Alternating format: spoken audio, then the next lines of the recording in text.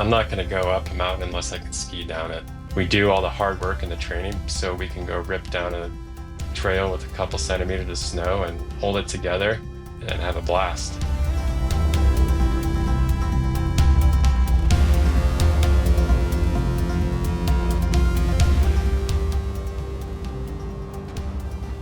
If you're enjoying the show and want to take the next step in your training, join our newsletter and receive a free 4-week sample training plan. Head on over to uphillathlete.com/letsgo, and once you sign up, you'll instantly get a link to try out some of our most popular training plans. It's a great way to get a feel for how we train our athletes for big mountain goals. Check it out at uphillathlete.com/letsgo. That's uphillathlete.com/LETSGO.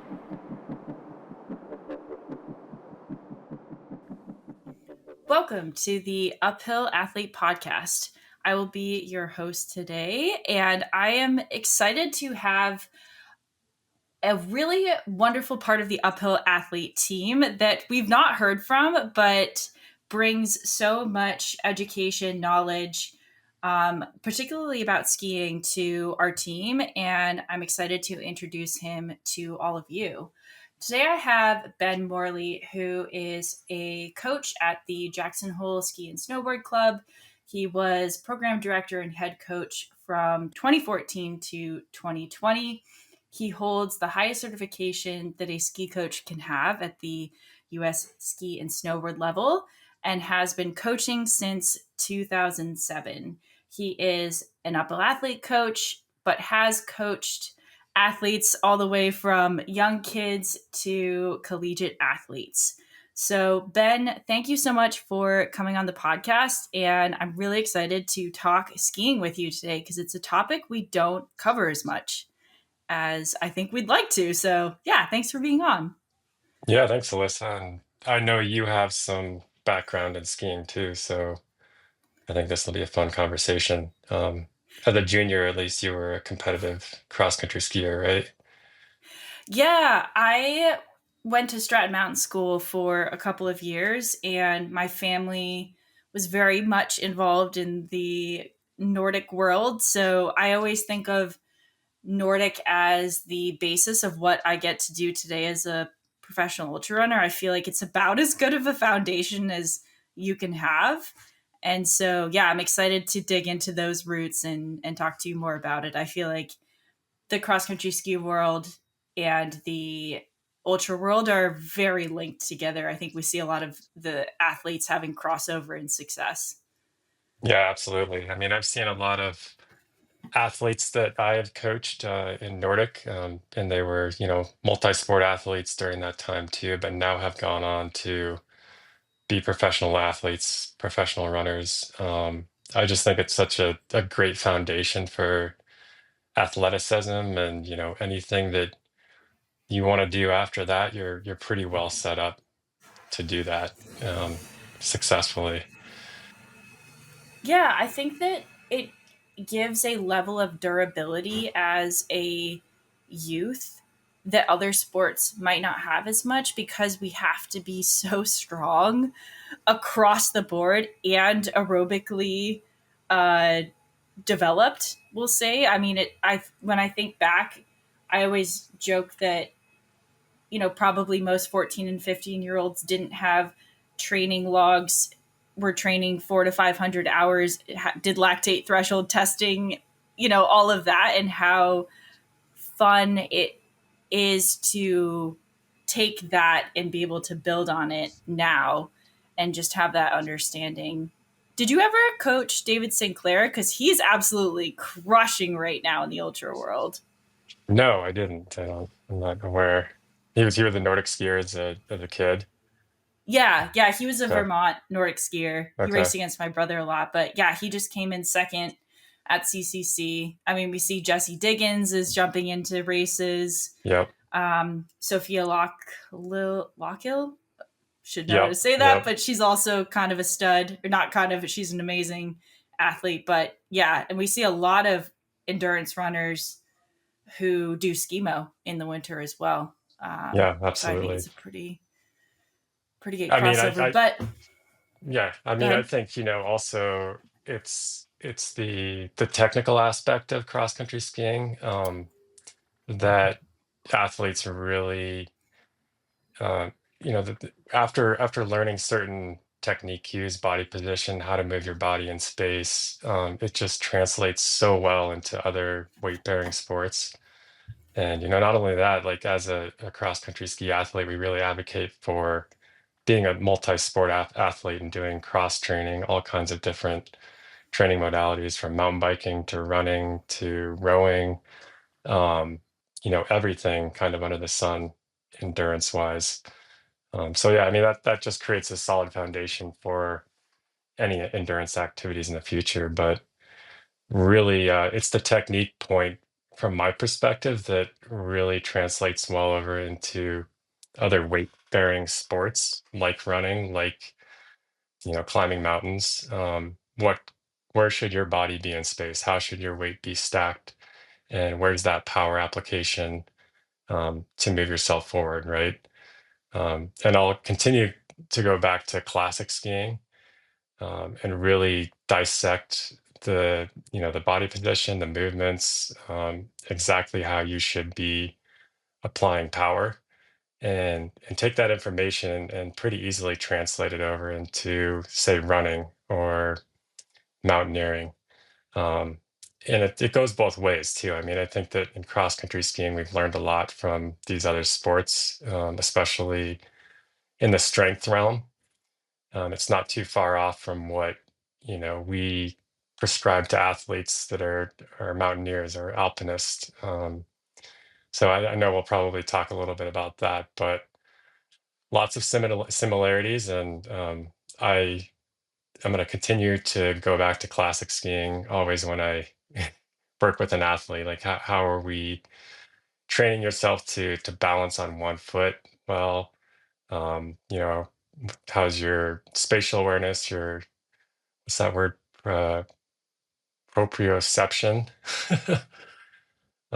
So yeah, I mean, and there's a lot more that goes into it than just the aerobic and the anaerobic aspect. Obviously, there's strength, but balance and coordination is absolutely huge, and just having fundamental athletic background and body position is huge. So that's kind of how I approach any athlete first, is like how are we moving our bodies through space, and then we can start to think about building more power, building more aerobic base, building more, increasing your anaerobic threshold, working on VO2 max, et cetera. But we first have to look at that foundation. Like, how are you as an athlete, and what's your hand-eye coordination like? How are you moving through space? I'm going to ask this question first, and then I want to get a little bit into your background. But we think, and it is, I mean, cross country skiing, backcountry skiing, skimo are all very technically driven sports. You have to be a technician in order to succeed. You can't kind of just, you can outmuscle a fair amount, but you do have to know what you're doing technically, and we spend so much time on that. And we think of mountaineering as just walking, or we think of running as just running, but there is so much technique. And we were having a discussion before we came on the podcast where you said, oh, I actually think that technique is applicable to so many sports that maybe we don't think about as much. So I'd love to, and you were talking about it before, but to talk about why we think of skiing as technical and the rest of the sports not so much, and how maybe you change that thinking when you get a mountaineer and say like, hey, we got to think about spatial awareness and body position. So yeah, I'd love to hear a bit more about your thoughts on that.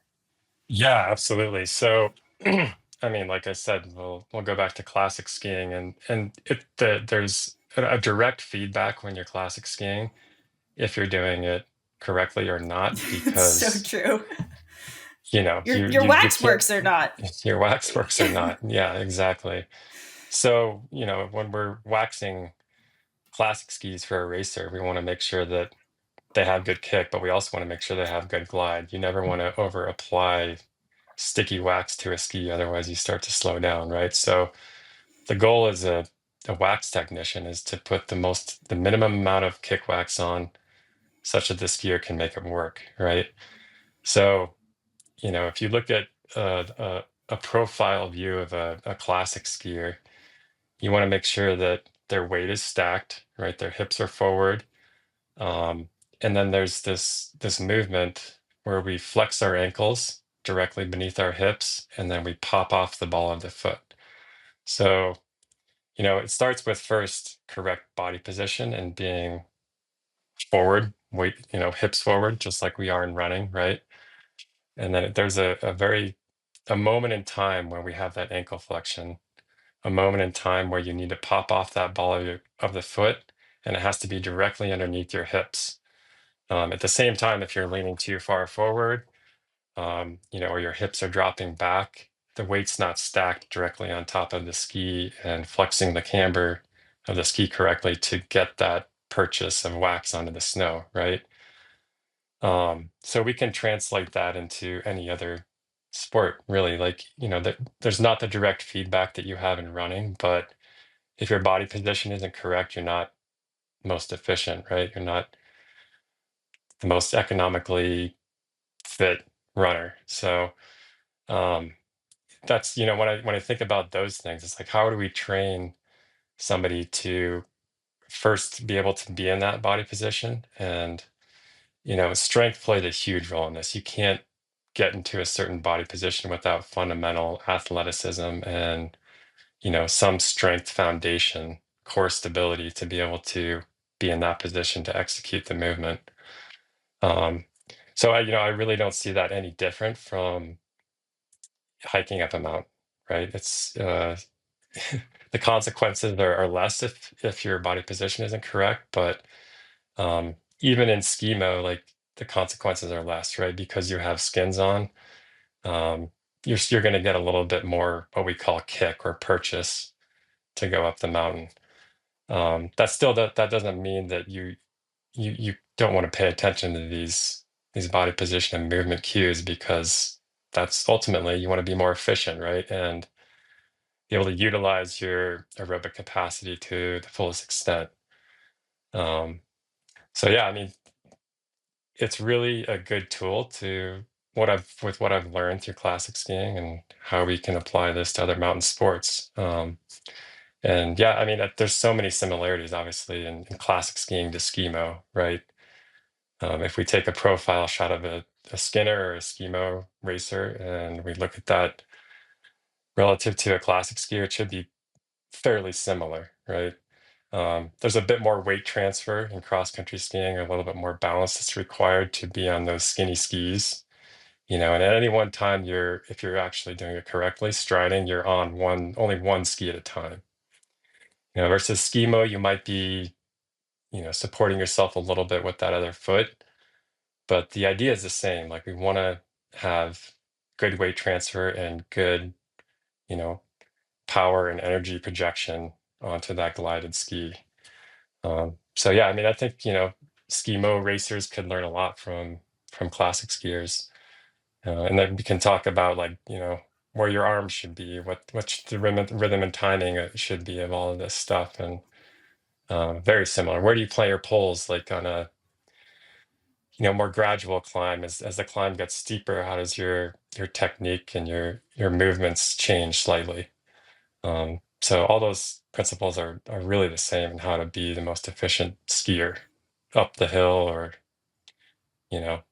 going forward. Yeah, I mean, gosh, you are making me want to classic ski so badly right now. That was always my favorite. I think skate skiing is very flashy. It's very fast. It's so explosive. But there's something about classic skiing that is just, when you get it right, it is just like music. It is beautiful the way that the movements come together. And there's so many similarities now hearing you talk that I can draw to trail runners, because we use poles for one. Yeah. I mean, that's, I think, such a big uh similarity that maybe we didn't see. That's Poles are definitely a little bit newer in the US. They're very part of European culture for much longer.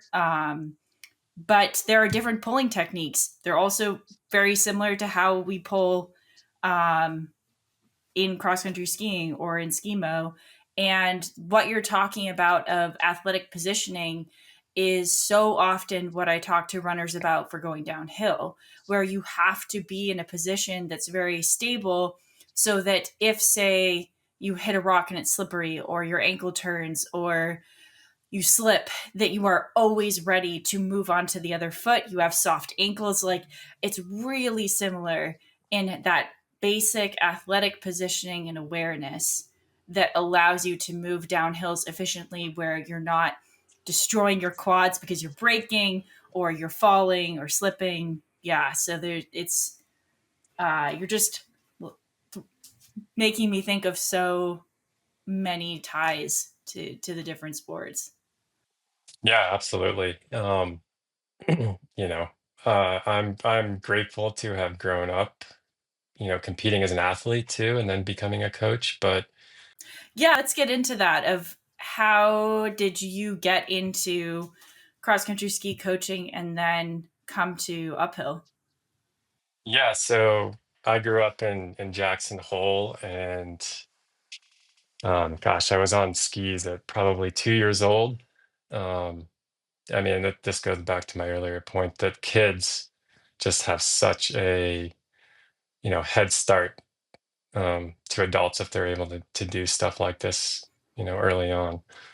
But yeah, I mean, I started skiing at about two. I joined the ski club, the same ski club I coach for today, when I was in about first grade. And I actually alpine skied first for a couple years, and then my brother was way into Nordic, and he's like, "What are you doing, dude? You need to get on some Nordic skis, right?"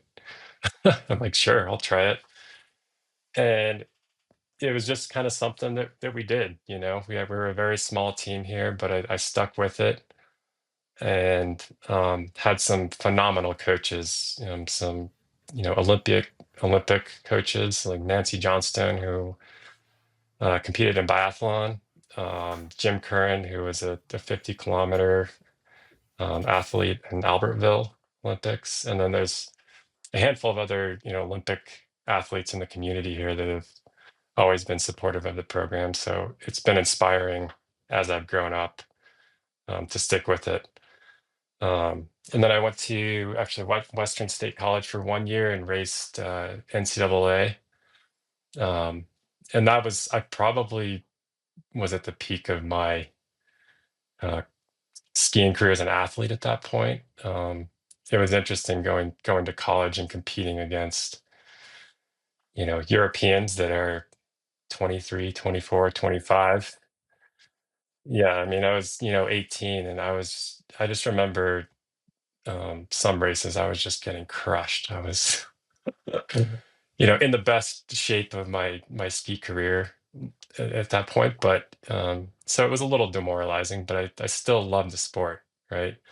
Um, and I was, competing pretty solidly against people my age. I was able to podium at junior nationals that year. But just decided it was time to take a break from competitive skiing and being so focused on like this is my life. I was ready for a change. So yeah, I transferred to University of Oregon, but spent my senior year in Norway, and just I was going to school, but skiing basically all the time out my back door, just endless trails. I remember I was, living in Oslo, and I lived near this lake called well, it was near Nordmarka, right? And this is just a massive trail system in Oslo that links up to Lillehammer if you wanted to, right? And I remember the first big storm we had there. I was just so stoked. I'm like, I'm gonna get up early, and I'm going out of my classic ski, and I'm gonna go. The problem, like thinking to myself, they probably don't have much groomed. I'll just see what they have groomed and go on a little adventure. And I was lost. I mean, I just kept going and going and going. I mean, I probably skied 60 kilometers that day, and ended up getting on the what they call the T-band, the railway at some point. I didn't know where I was, right? And like, I just need to get on this thing and get back because I have no idea where I am. And that was enough. But yeah, I mean, the ski culture there is just phenomenal. Um, so that was a fun point in my life, and I wanted to go there to really just embrace that culture and be more a part of skiing. Yeah, and then came back to Jackson, and shortly after, I started coaching for the club here, and that was the beginning of my coaching career. Um, yeah, and had a lot of great coaching mentors along the way too that have taught me so much about the sport that you only learn from analyzing and studying at a deeper level. Come to understand like why we're actually training, why we how we are, and the sport has also evolved so much from that era of like 2007 2008 to now. The technique changes, the strength changes, like how are we doing intervals. It's continually evolving and there's always new ideas coming out, so it's been fun to be a part of that evolving and growing process and an amazing sport.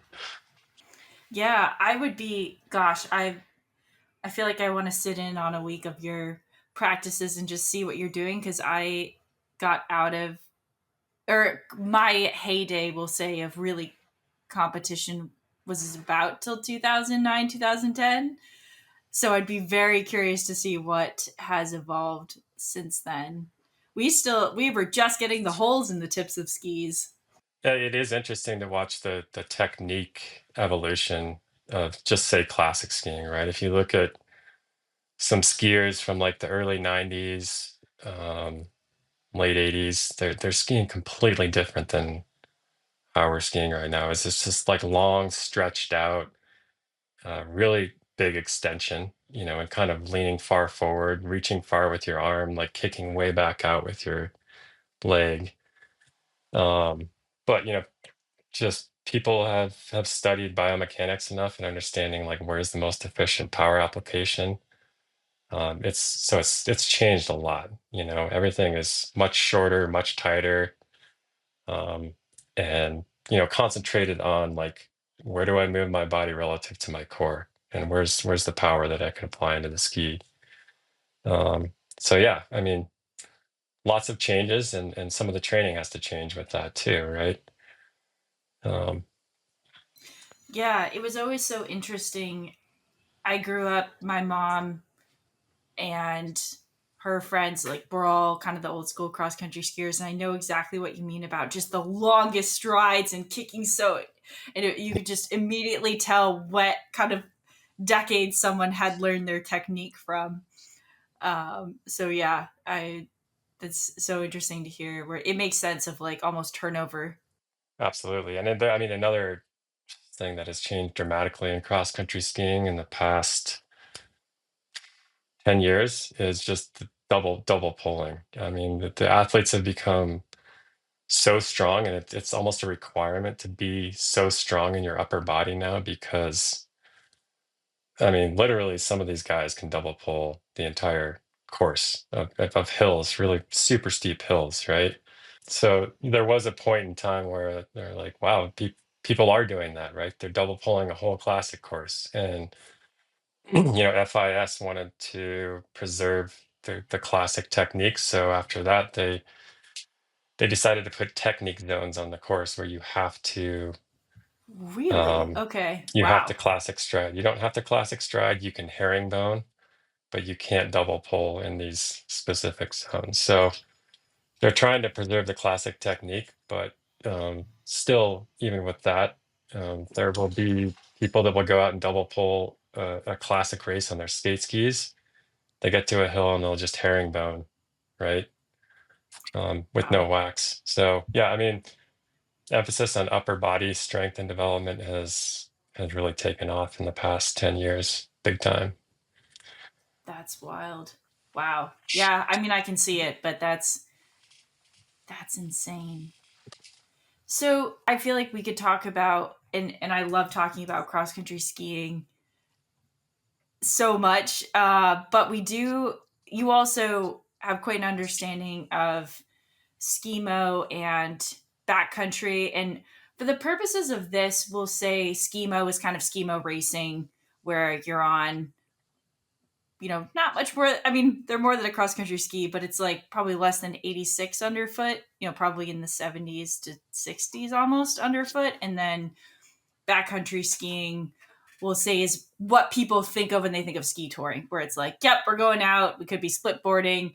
We're doing more of a mountain objective Sure. with our friends rather than, going for, say, like speed and more of the uphill in a way. It's like the Yeah. downhill is a big part of why you're going out. Yeah. So I'd love to talk about, since we are really in/coming into preseason for these sports, what you look at of like what is fundamentally quite the same across these three sports. Well, three disciplines of one sport, we'll say. And what are some of the things you would differentiate for, say, three different athletes? Yeah, sure. So, I've never been to a skimo race, or I've never, raced that myself. I've watched it. And I understand like at the World Cup level, at least, the races aren't much longer than like 1.5 to 2 hours. No, they're They quite also have, short, yeah, and they also have sprint races, right? Which or like ten really minutes. short. Yeah, Yeah, yeah, they're like yeah. 400 meters. Yeah. Same Sorry, ideas in skimo people. same ideas in cross country skiing though. Like we have sprints and there's rounds that you go through. So you do a qualifier, you qualify for the rounds, you potentially do a semi or a quarter semi and then final. So same idea in skimo, right? Kind of short, very high intensity, very high power application. Um, and then you might have like a 50-kilometer cross country ski race, which could be equivalent to like the hour and a half to 2 hour efforts in skimo. So, the training for those two sports, I think should be relatively pretty close, right? I mean, if we're looking about like how long you're giving an effort, um, and how powerful you need to be, that the training should be somewhat similar. That doesn't mean that you discount all the other aspects of training that would develop a strong backcountry skier too, right? Those are all still very important. But we're talking about skimo, even alpine skiing and cross-country skiing, plyometric movements, like very quick, short and explosive bounding, jumping. And a lot of this stuff can translate into more ski-specific movements with that plyometric movement. But that is huge. I mean, that is fundamental to be a strong cross-country skier and a strong skimo skier is focusing on that plyometric movement, a very quick movement. That said, you still need the max strength. You need the anatomical adaptation phase, the base phase, all of that stuff. But the emphasis of plyometric quick movements and even doing like VO2 max high intensity, very, zone 4 intervals, much more important than if you're, an alpinist or just a backcountry skier that wants to go out and do a 3 to 4 hour, 5 hour tour, right? And I would say like, within backcountry skiing, the plyometric stuff is probably a little bit less emphasized. And we also need to just look at like what any one individual wants to do. And that's what we do at Uphill Athlete. Like somebody comes to us and they say, I want to, you know, ski Mount Shasta, right? Like that's a pretty big push. It's a Um, big day. we Yeah. need a big day and we need to think about like, what's gonna set that athlete up well, how they're gonna be most durable and still have something left in the tank when they get towards the top. So muscular endurance is huge for backcountry skiing and super long efforts. Carrying weight and probably more like zone 3, lactate threshold type intervals for longer periods. With that said, like cross country skiers and skimo racers really can't skip any of this stuff either. They have to do everything. So like if we look at a cross country skier, like a pro at this point in the season, they're still doing, anywhere from like 30 to 60 minutes of on time, lactate threshold intervals, right? And that can be broken up into, you know, 2 times 15 minutes. You could end up doing 2 times 30 minutes. You can also break these up and have shorter on periods with more recovery to have a more like sustainable effort.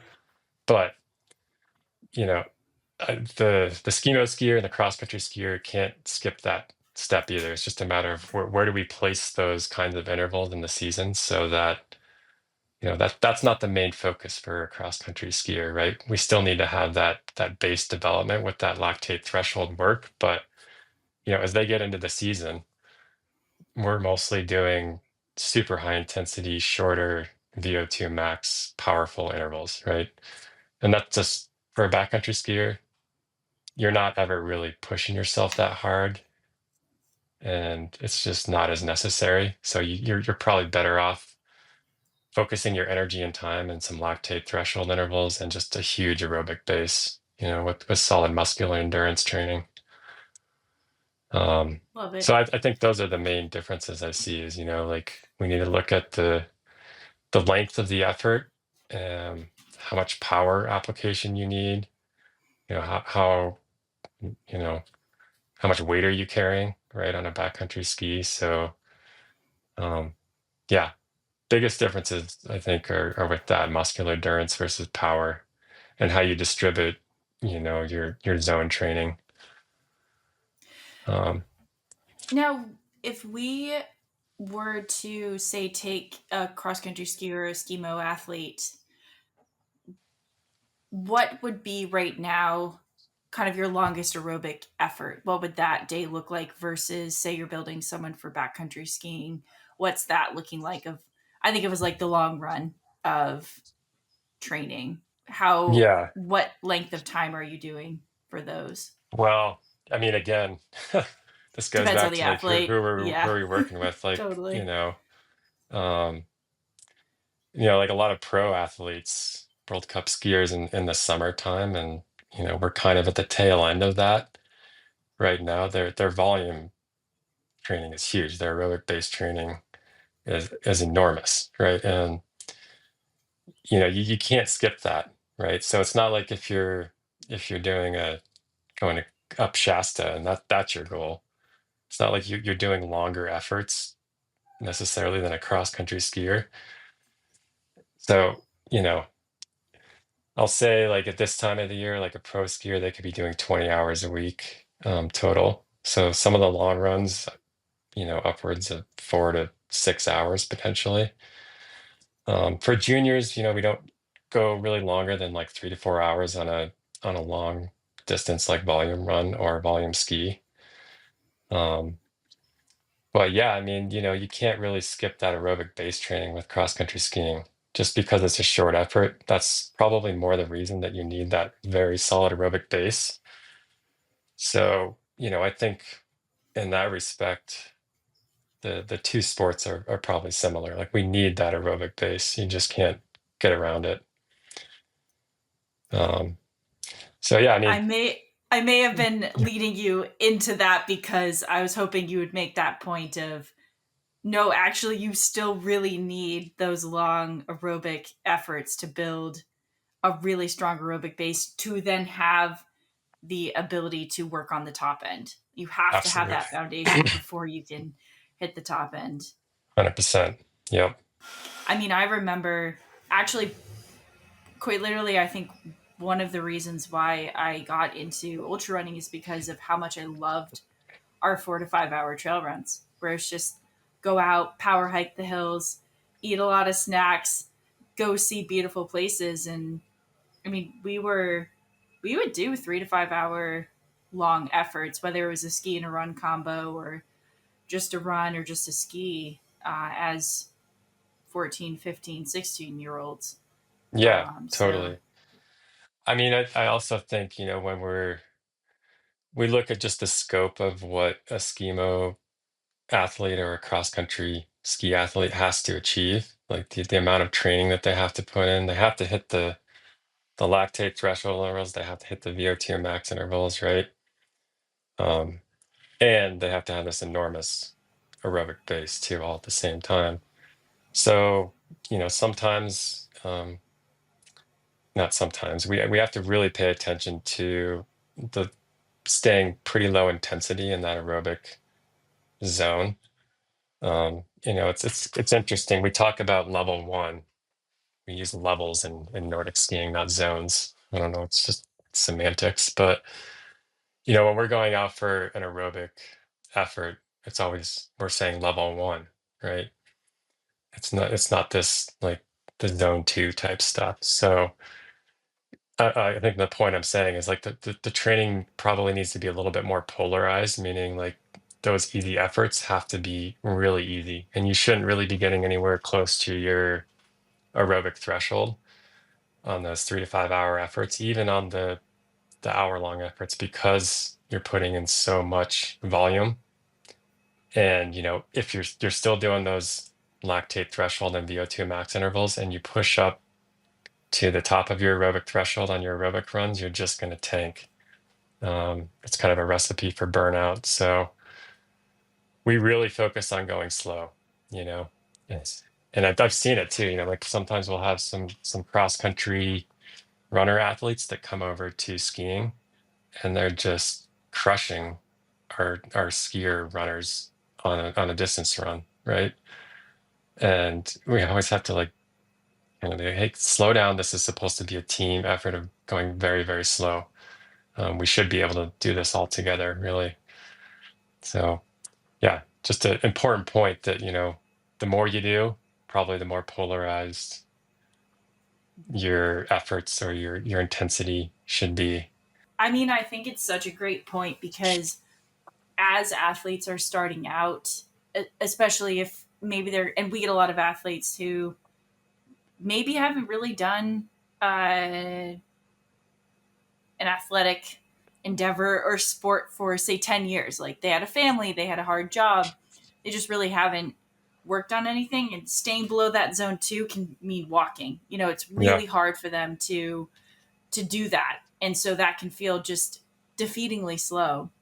But as you develop as an athlete, staying right below your aerobic threshold can be very hard. Like when I see an aerobic threshold workout, I go, oh man, that's going to hurt today, because it's very challenging as you get fitter to be right at that edge. You're actually going to probably fatigue yourself a fair amount. So you really do have to polarize when you increase your fitness, increase your intensities to be able to give yourself enough. Make the easy days easy and the hard days hard. Don't start sticking in the mediums, because I no, feel like that is so much of what people miss when they start getting fitter. Is they think, well, I can just run everything faster, or I can do every workout harder. yeah, And it's like, no, actually your easier run might get slower because you're just tired from going harder on the harder days. And yeah, that's okay. yeah. Well, in skiing too, I think it's if you didn't grow up cross country skiing, or I'm gonna say skimo is a little bit easier technically, balance wise and stuff. And you have some resistance with the hill. But it's the technique aspect, right? So it's actually really hard for some people to keep it in the aerobic zone because their technique is so So bad, true. right?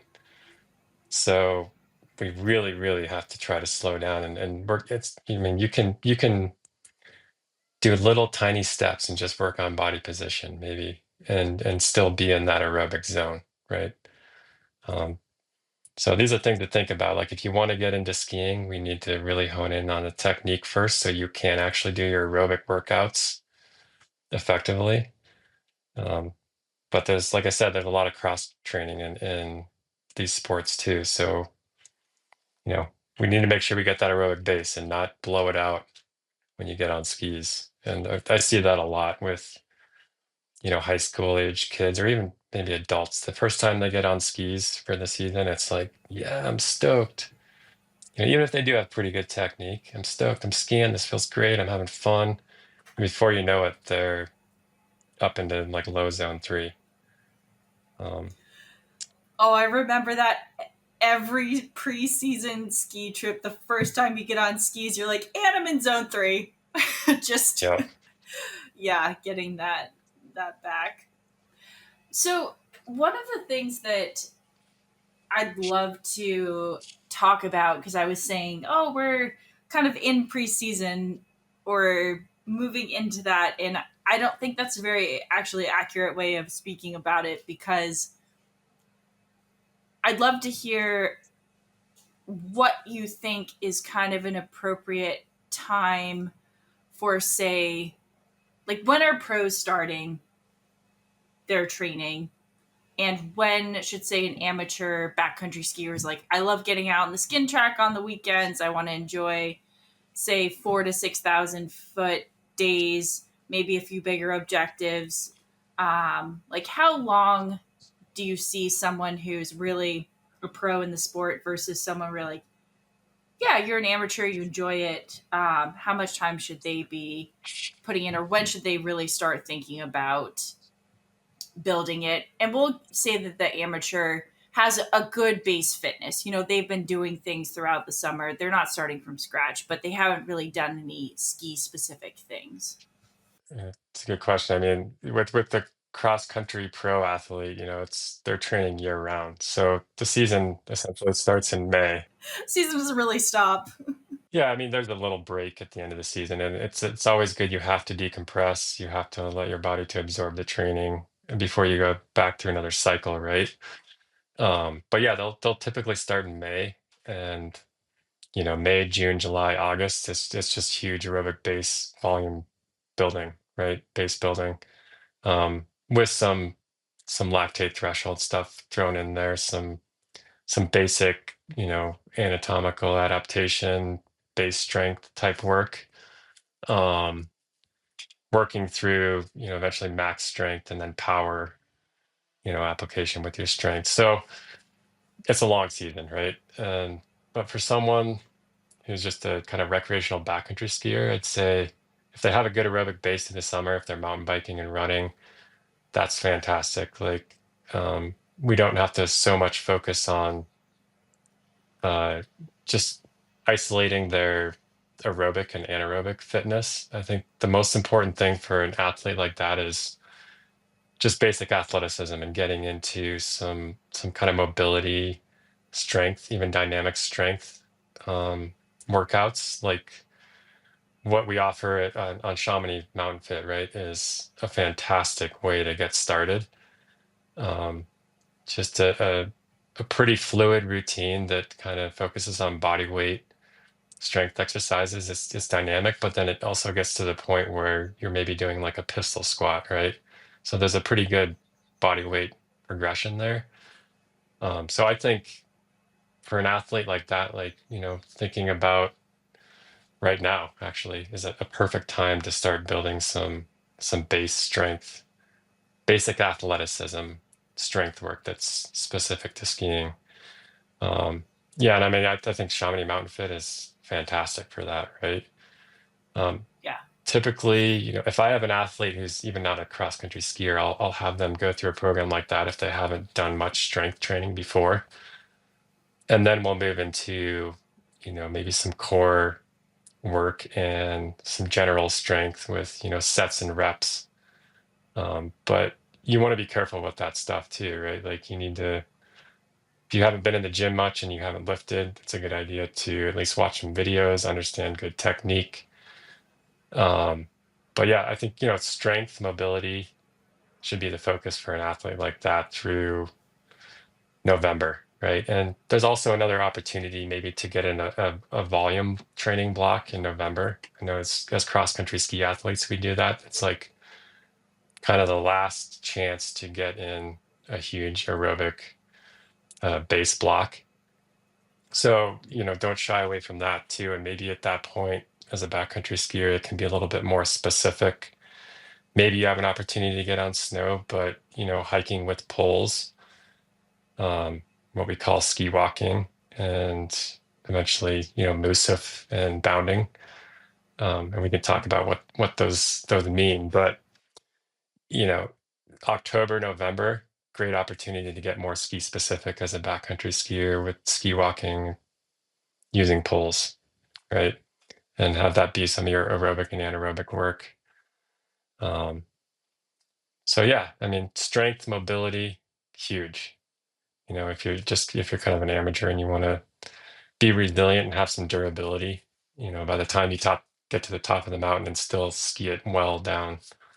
I think that's one of the pieces that, like, you keep emphasizing strength, and I think that's so important because the downhill just requires so much strength to do it well and safely. Because in the backcountry, there's so much opportunity for things to go pretty sideways on the downhill, and also you might be in a zone where it's like, hey, there's an higher avalanche risk. We have to get through this efficiently and quickly. We can't dilly dally or fall. And so I think just having that confidence of you're not just absolutely smoked at the top, but you can Totally. ski well down too, I think Absolutely. is just such a difference from other sports Yeah. in some ways.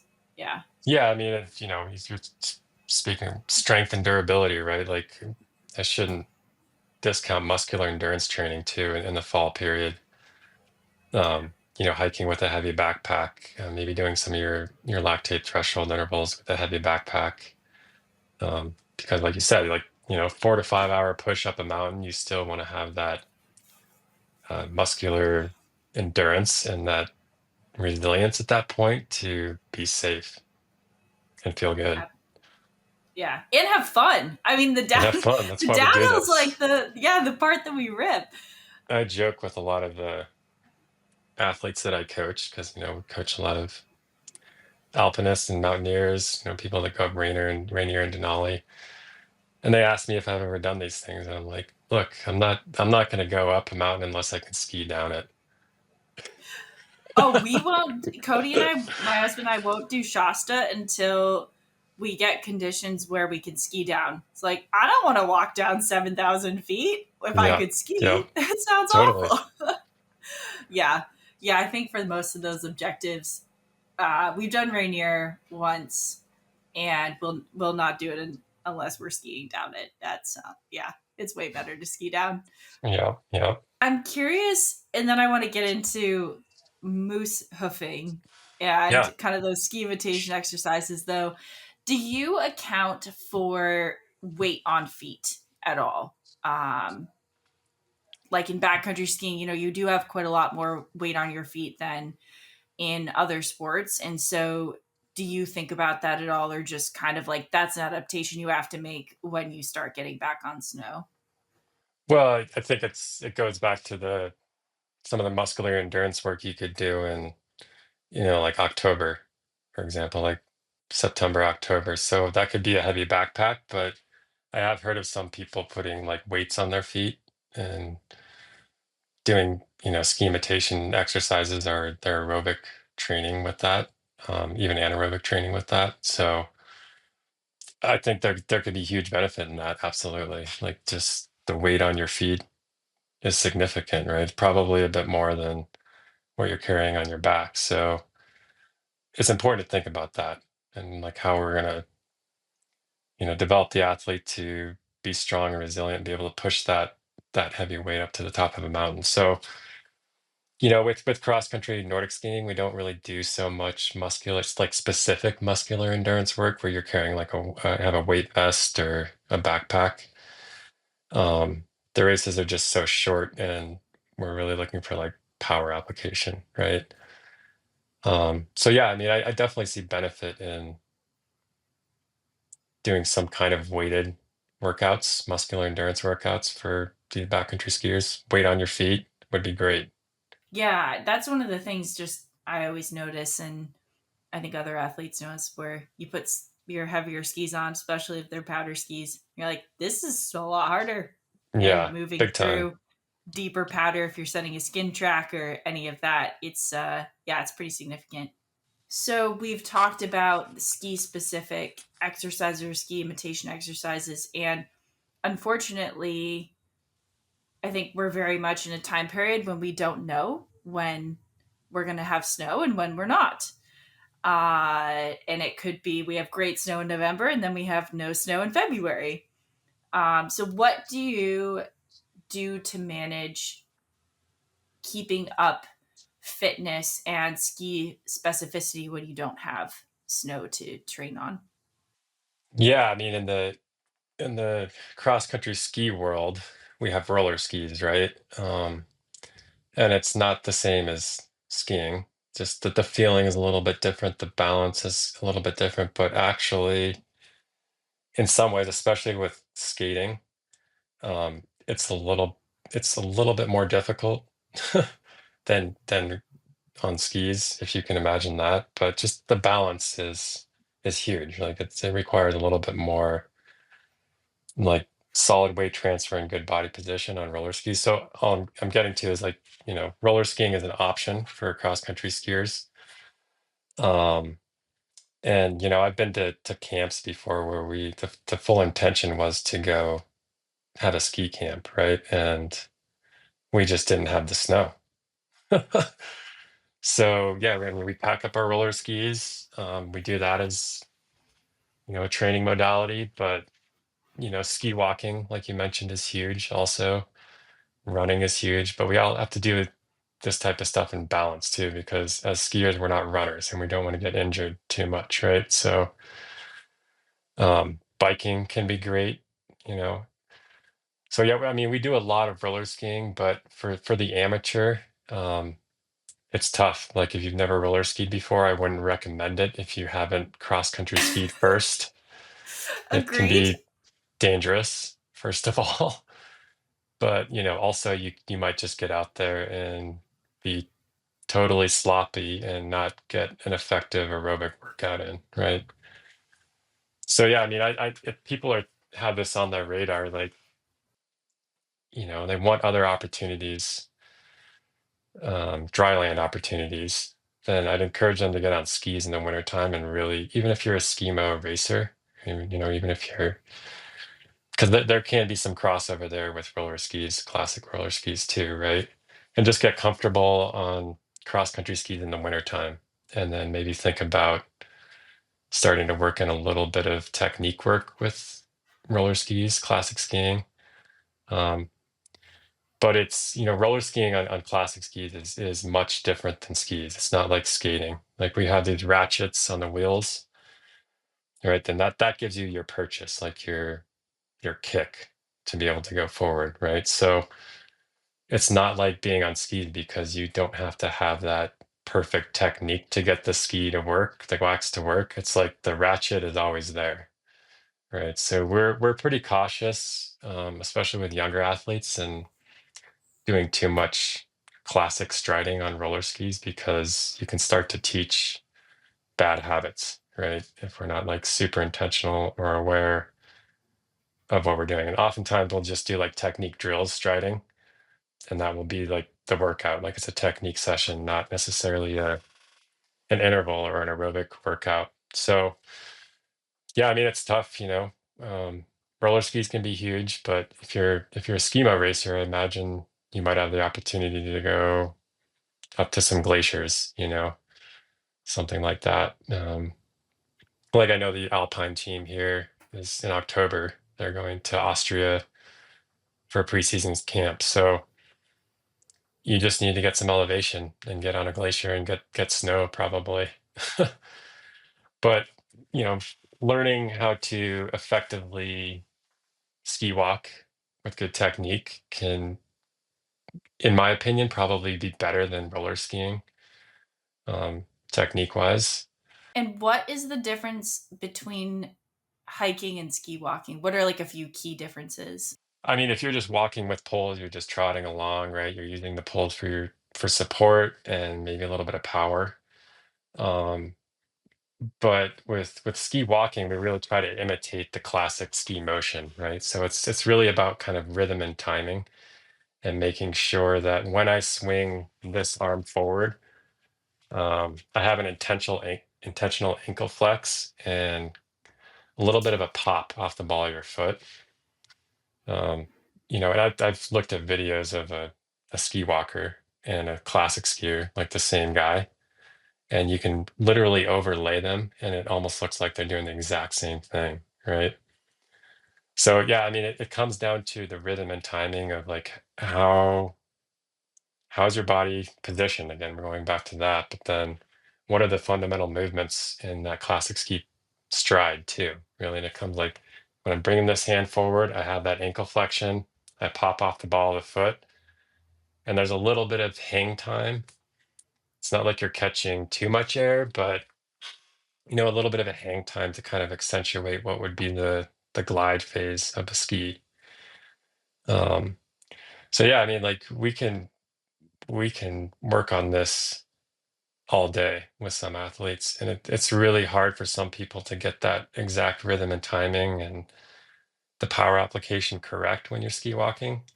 And sometimes they might overthink it, right? And then it's like it all goes downhill from there. Like they're not opposite arm, opposite leg anymore. They're trying to get into this weird rhythm. So it takes practice, and I think it takes some good coaching, like on the ground to learn this correctly. Um, and it's not just walking with poles. We should just say that.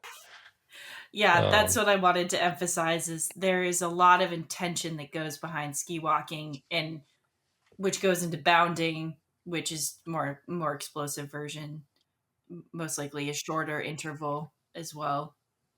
yeah, I mean, we kind of look at it um, like ski walking would be more like aerobic, zone one, zone two type training, but with correct technique, it still seems like your classic skiing. Like just, when I'm out there ski walking, I'm like this. I literally kind of visualize myself classic skiing, and it feels pretty close, right? The next level up would be what we call moose hoofing, and it's the same as ski walking, but it's a little bit more pop. So you're getting like a little bit more hang time, a little bit more explosive, like plyometrically explosive. So with the moose hoof, it's considered mostly like kind of threshold zone three type efforts, and it looks even closer to classic skiing, right? Because you have that power application, and then you have a little bit more hang time. Again, that kind of accentuates that glide phase in skiing. And then we have bounding, right, which is like typically super high intensity, maybe like VO2 max intervals, or just doing it as a drill, like maybe even doing it as a plyometric ski specific drill too. Um, yeah, it's Norway actually kind of came up with this term called spensed. Um, and gosh, I looked it up, but it's what does it mean? Resilience or something like that, I think it translates to. Something that makes sense. And what it is like, okay, we're working on these plyometric explosive movements where it's maybe in our training we're just doing box jumps, right? Or like a broad jump that's not so ski specific, but when we get to the Spence part of it, we're actually trying to ski on foot with no skis, right? Like that's the idea. So yeah, I mean the body position, the movements should look exactly like skiing when you're doing some of these drills. And we don't just do it with like bounding, which is a classic imitation. We have some specific skate plyometric or Spence drills that we do that also mimic like the V2 motion mainly. Um, so yeah, I mean, technique is always at work, but we're working on these kind of explosive, quick, powerful movements as we're working on technique at the same time. And then you can throw in like an interval session on top of that, right? So trying to, especially like this time of year, and right before snow, that becomes much more important. Like we're doing a bunch of bounding intervals now, right? Um, Specific classic ski bounding intervals versus early in the summer, we might just be doing some running intervals or some intervals on the track, right? And kind of trying to build up that base aerobic and anaerobic fitness so you can still do these ski specific exercises effectively with good technique. And I think that just emphasizes how the same training principles apply to pretty much every single sport that we coach, and also just probably all sports everywhere, is that you're outlining, hey, here's the general or base phase of building the aerobic system, and now we're getting into the specific, and then you have, the competition season, etc. And so how important it is to set that foundation to then be able to do the specific training, because you won't be able to withstand really high intensity plyometric movements if you've not spent the time during the summer to build that base work up. 100%. Totally. Yeah. So it's always, I always like to kind of pull back on the bigger picture. I'm like, it's the same principles applied to different sports, slightly different modalities, but it all comes down to kind of the same fundamental principles. Yeah, I agree. I mean, the differences are like, okay, what kind of movements are you doing? But most of the stuff that we're focused on is weight bearing, right? But in cross country skiing, we're a little bit more focused on upper body strength development too. So like look at whatever activity you're doing, and we need to train, a strength foundation for that, but then train strength with the movements also. Absolutely. Well, Ben, this has been awesome, and I'm so glad to get your voice onto the podcast. Is there anything you'd like to leave listeners with of tips or just thoughts about Well, skiing? I mean, try to enjoy yourself and have fun. I mean, skiing is supposed to be about fun, right? That's why I do it. And then it kind of provides a vehicle to still stay in really good shape and then carry that fitness over into other sports and activities. So I just keep trying to remind myself that, like, why am I actually doing this? I love it. Like, it's so fun.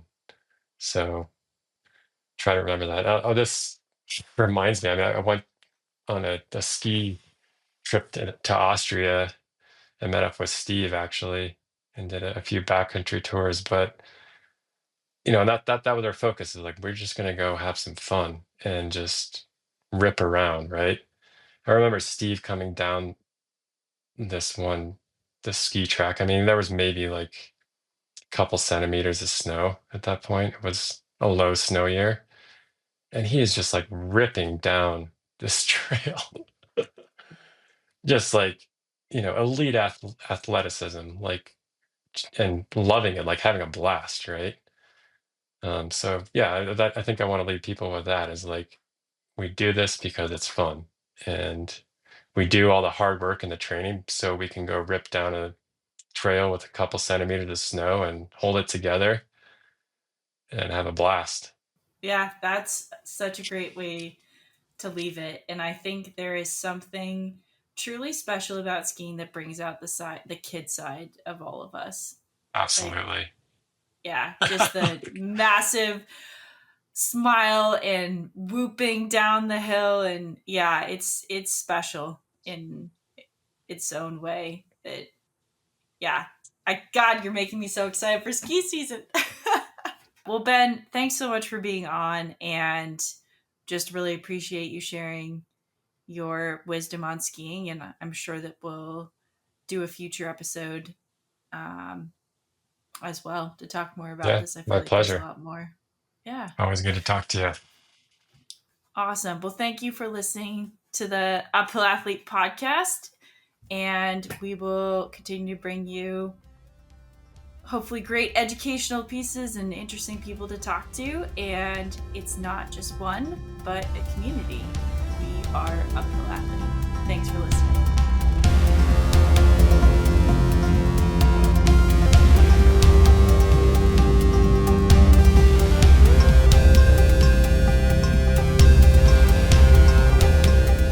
One of the most common questions I get is, how should I get started with training? Well, they say the first step is the hardest, so let's make that easy. We are offering free 4-week samples of our most popular training plans for mountaineering, trail running, climbing, and more. Go to uphillathlete.com/let's-go to sign up for our newsletter, and you will not only get monthly insights on training for uphill athletes, but you'll also get a sample training plan. It's totally free, so why wait?